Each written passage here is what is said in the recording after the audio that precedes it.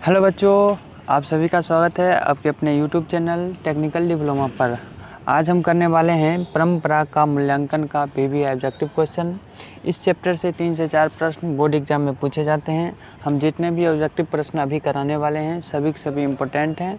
आप इसे नोट करके याद कर लेना। चलिए फटाफट से करते हैं। शुरू करने से पहले अगर आप इस चैनल पर नए हैं तो चैनल को सब्सक्राइब कर लीजिए, बेल आइकन को दबा लेना ताकि इसी तरह के वीडियो आपको प्रॉपर मिलते रहे और हमारा जो लक्ष्य है 1000 सब्सक्राइबर का वो जल्द से जल्द पूरा हो सके। तो चलिए सबसे पहला प्रश्न है यहाँ पर, वह विचारधारा जो चेतना या भाव को मूल पदार्थ मानती हो उसे क्या कहते हैं?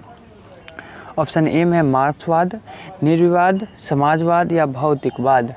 तो इसका सही आंसर है वो है ऑप्शन नंबर डी, भौतिकवाद। ये भी प्रश्न इम्पोर्टेंट है, आप इसे नोट करते चले तो बेहतर रहेगा। चलिए चलते हैं हम अपने अगले प्रश्न की ओर। क्वेश्चन नंबर 2, सारे यूरोप के लोग किस सभ्यता से प्रभावित थे? ऑप्शन ए में प्रीत के सभ्यता से, मिस्र की सभ्यता से, एथेंस की सभ्यता से या इनमें सभी। तो इसका सही आंसर है वो है ऑप्शन नंबर सी, एथेंस की सभ्यता से। तो चलिए अगले प्रश्न की ओर चलते हैं। Question number 3। इससे पहले क्वेश्चन नंबर 2 इम्पोर्टेंट है। शैली और बायरन कहाँ के थे?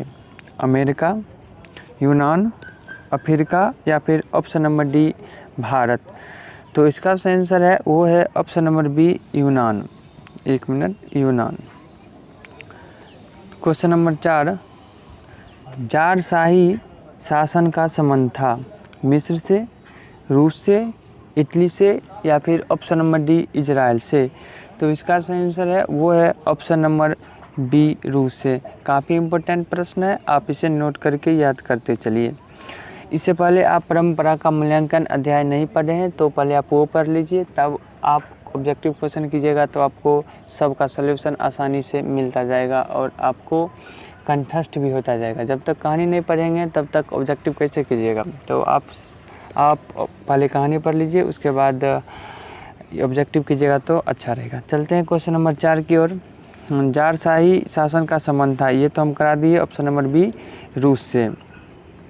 चलते हैं हम अपने अगले प्रश्न की ओर। क्वेश्चन नंबर 5, रूस की क्रांति कब हुई थी? 1916 ईस्वी में, 1917 ईस्वी में, 1921 ईस्वी में या फिर ऑप्शन नंबर डी, 1920 ईस्वी में। तो इसका सही आंसर है वो है ऑप्शन नंबर बी, 1917 ईस्वी में। अगला प्रश्न है क्वेश्चन नंबर 6, व्यास और वाल्मीकि जी की रचना कौन है? गीता रामायण, उपनिषद महाभारत, रामायण महाभारत या महाभारत रामायण। तो व्यास जी थे वो जो किए थे गीता का रचना, और वाल्मीकि जी थे वो रामायण की रचना किए थे। तो इसका सही आंसर हो जाएगा वो हो जाएगा ऑप्शन नंबर ए, गीता और रामायण। अगले प्रश्न की ओर चलते हैं। क्वेश्चन नंबर 7, परंपरा का मूल्यांकन किसकी पुस्तक है? रामविलास शर्मा, रामेश्वर सिंह, जगदीश गुप्त या डॉक्टर नागेंद्र। तो ये क्वेश्चन बहुत इंपॉर्टेंट है, बार बार पूछे जाते हैं एग्जाम में। तो परंपरा का मूल्यांकन जो है वो रामविलास शर्मा की पुस्तक है। चलिए अगले प्रश्न की ओर चलते हैं। क्वेश्चन नंबर 8,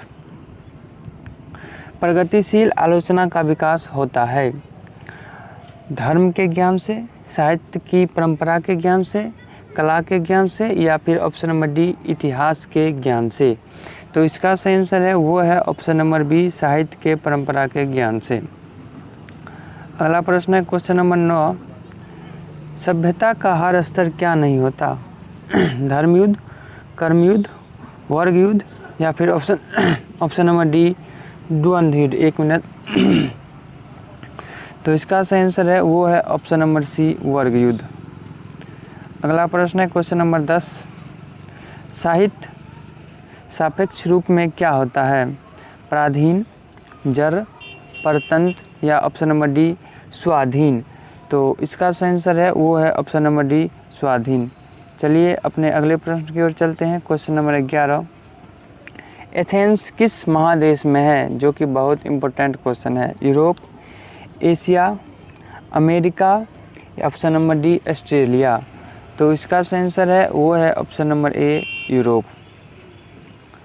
हमारा अगला प्रश्न है क्वेश्चन नंबर 12 जो कि काफ़ी इम्पोर्टेंट है। बायरन किस भाषा के कवि हैं? हिंदी, संस्कृत, अंग्रेजी या फ्रेंच। तो इसका सही आंसर है वो है ऑप्शन नंबर सी फ्रेंच। अभी आपको चैप्टर वाइज ऑब्जेक्टिव प्रश्न मिल रहा है, बहुत जल्द हम सब फेटल फाटल क्वेश्चन करेंगे ताकि आपका ऑब्जेक्टिव क्लियर हो जाए और आप अच्छा से अच्छा स्कोर बोर्ड एग्जाम में कर सके। चलिए अगले प्रश्न की ओर चलते हैं। क्वेश्चन नंबर 13, निराला की साहित्य साधना किसकी कृति है? दूधनाथ सिंह, रघुवीर सहाय, रामविलास शर्मा या ऑप्शन नंबर डी मुक्ति बोध।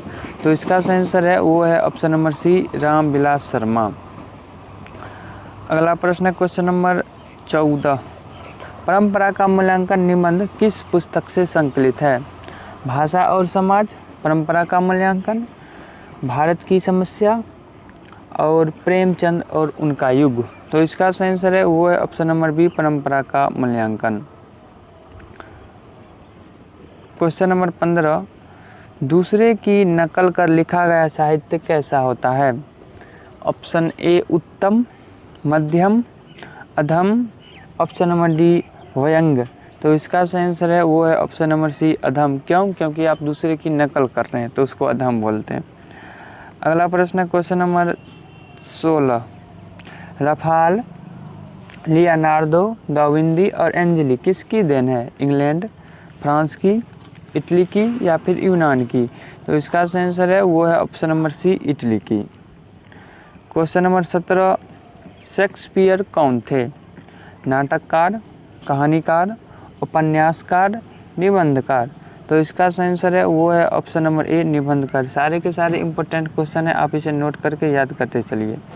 अगर आप सही से चैप्टर पढ़े होंगे तो आप आसानी से इस सभी का जवाब दे रहे होंगे। अगला प्रश्न है क्वेश्चन नंबर 18,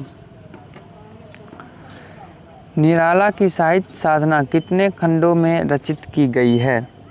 ऑप्शन ए में 2 खंडों में, 3 खंडों में, 4 खंडों में या फिर ऑप्शन नंबर डी 5 खंडों में। तो इसका सही आंसर है वो है ऑप्शन नंबर बी 3 खंडों में। अगला प्रश्न है क्वेश्चन नंबर 19, इस कहानी के लेखक रामविलास शर्मा का जन्म कब हुआ? 10 अक्टूबर 1912 ईस्वी में, 12 अक्टूबर 1914 ईस्वी में, 14 अक्टूबर 1916 ईस्वी में या फिर 16 अक्टूबर 1918 ईस्वी में।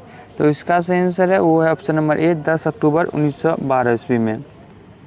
अगले प्रश्न की ओर चलते हैं। क्वेश्चन नंबर 20, इस कहानी के लेखक रामविलास शर्मा का जन्म कहाँ हुआ?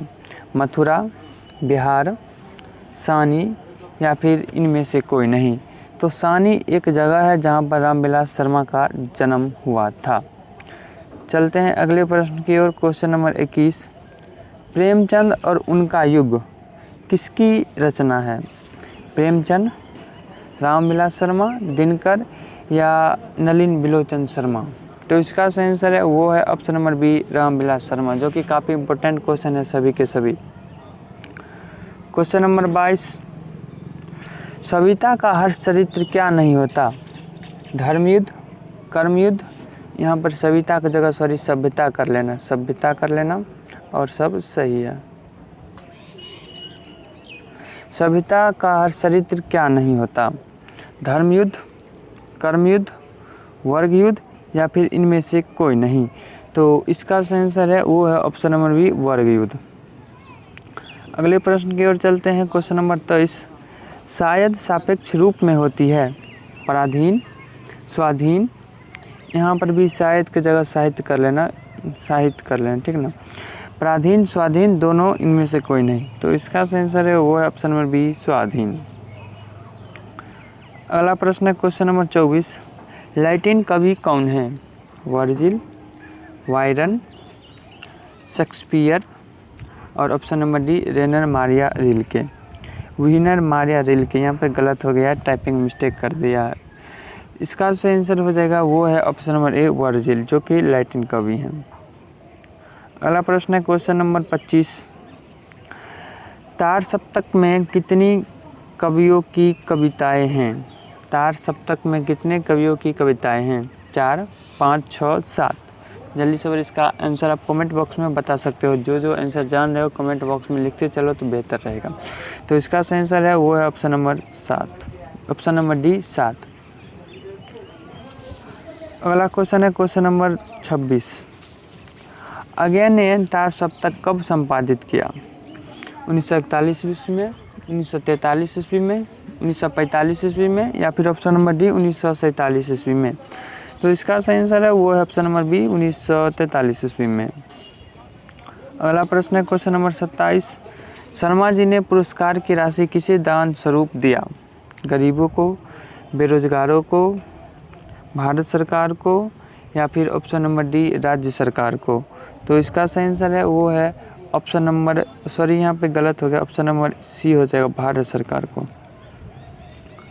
पहला प्रश्न है क्वेश्चन नंबर 28। आदिम का शाब्दिक अर्थ है अति प्राचीन, अति सुखदायी, अति सुंदर, अति क्रूप। तो आदिम एक वर्ड है जिसका अर्थ होता है अति प्राचीन। अगला प्रश्न है क्वेश्चन नंबर 29। भारतेंदु हरिश्चंद्र किसकी रचना है? हरिश्चंद्र की, गुणाकर मोले की, नलिन बिलोचन शर्मा की, या फिर option number D Ramvilas Sharma की।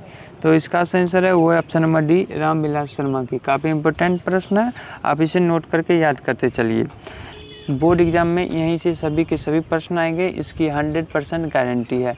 आप बशर्ते इसे नोट करके याद करते रहिए। आप जिस भी कोचिंग में पढ़ते हैं वहाँ का क्लास अटेंड कीजिए और ऑब्जेक्टिव भी वहाँ से कीजिए। देखो जहाँ से ज्ञान मिल रहा है बस बटोरते चलो। अगला प्रश्न है question number 30। Doctor Ramvilas Sharma की मृत्यु कब और कहाँ हुई? 1999 ईस्वी महाराष्ट्र, 2000 ईस्वी दिल्ली, 2001 मालदा, 2002 ईस्वी कानपुर। तो इनका जो मृत्यु हो गई थी दिल्ली में हुई थी 2000 ईस्वी में। अगला प्रश्न है क्वेश्चन नंबर 31। साहित्य की परंपरा का पूर्ण ज्ञान किस व्यवस्था में संभव है? सामंतवादी व्यवस्था, पूंजीवादी व्यवस्था, समाजवादी व्यवस्था, या इनमें से कोई नहीं, या इनमें से सभी। तो इसका सही आंसर है वो है ऑप्शन नंबर सी समाजवादी व्यवस्था। तो ये था हमारा VVI ऑब्जेक्टिव प्रश्न परंपरा का मूल्यांकन का। तो यहीं पे करते हैं इस वीडियो को समाप्त। तब तक के लिए आप पढ़ाई करते रहिए। मिलते हैं अगले वीडियो में, तब तक के लिए see you, take care, bye bye.